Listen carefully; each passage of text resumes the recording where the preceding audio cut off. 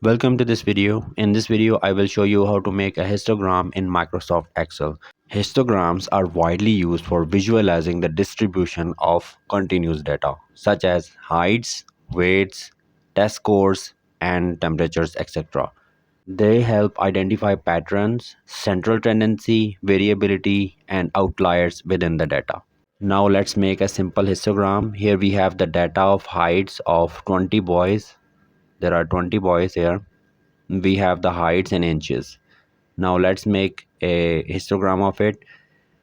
First we need to select these heights, all of these heights, and then we need to go to the insert tab.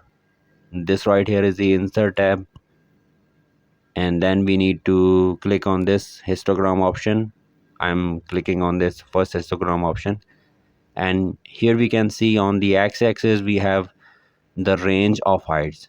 So right now this is too small, and also there are no labels there. So right click and click on this option, and on the top you can see the labels are available now. Right click here again and click on format axis. From here you can adjust the width of the bins. So click on this option, and from here we can see it's now 4.9. If I type here 2 and click enter button, and now each bin has a range of 2. There are difference of 2 now. So we can adjust from here and also from here as well. We can adjust the number of bins from here. If I specify here 10 rather than 7, then here is our histogram. We can visualize the data in much better way now. So it's up to us how we used to visualize. If we double tap into it, and these are the designs that we can select, and also we can change the title of this histogram as well.